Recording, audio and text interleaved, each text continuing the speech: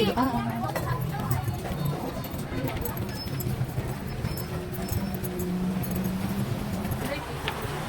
Wala pa.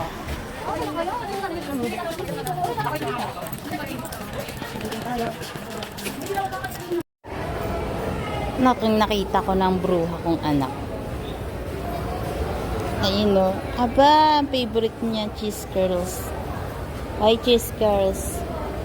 Hi, cheese curls. Hello! Musta? Kala niyo na, magka-classmate kayo ulit ha. Ang bait naman ng teacher mo. Meron na kayong book sa bawat upuan. O, diba? Ang galing. Hindi na kailangan mag-antay. Eh, paano yan? Notebook mo. Ang bigat pala nito, anak. Diyos ko po, one hand lang. Ay, ingat, Mira! Let's go!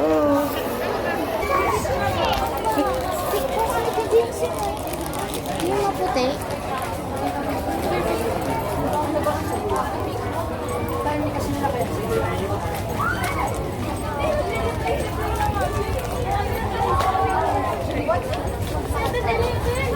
Traffic na po, traffic. Buti na lang, dito ako nagdala ng e-bike. Ayun na, traffic. Kaya nga, ibig sabihin, pag uwian, traffic. Oo, sa labas lang ako. Wala akong sticker eh. Akala ko nga andyan ka ulit oh.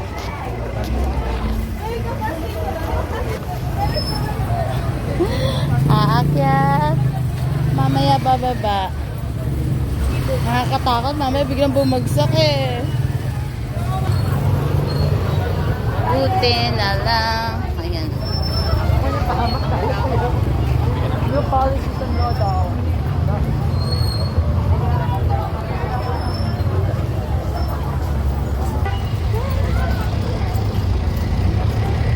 Hi ka dyan!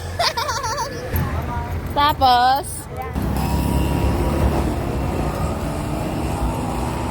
dito muna tayo. Ihatid ko muna to. Hatid muna natin to. Hatid ko lang yung uniform. Dito naman ako sa green side. Diba? Room ng teacher yan. Yan, dyan ang room ninyo. Yan. Dyan ang confidence. Kalimutan ko na. Ewan ko kung dito ba yun. Ito ba yun? Ito kaya yung bahay nun? Ay, ito nga. Kala ko nasa... Ah, sabi na nga ba dito? Kaka talaga. Ayan na ang yung uniform. Sana kasha. Ayan ang gala nila. Eh. Tara na, umuwi. Mag-shortcut tayo. Anak, shortcut tayo. O, bili ka na. Nagutom ang aking anak. O, dito na tayo. Dito na ba? O, dito na yun. Mag-shortcut kami.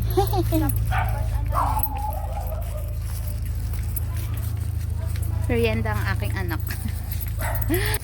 Kasi ani, okay lang daw na. Hindi po, andyan lang po yung ano. Ay, bukas pa pala siya. Oo, diba? May nakita ako. Arbor na lang. O, diba nang habang nanay? Oh, shortcut, shortcut. Natatakot na din ako sa manok eh. Kung matuka ako, kanya, sparring tayo. Kanya.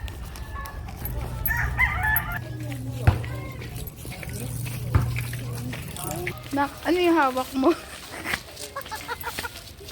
Karoon ng tagtag kasi. Yung lato-lato, di na kinaya.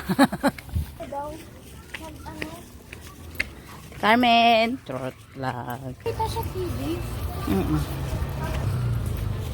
Nandito na kami. O, diba? Mag-shortcut kami. Dito na agad. Ah, dito na kami. Ng ano? Maganda dun kasi yung sasakyan.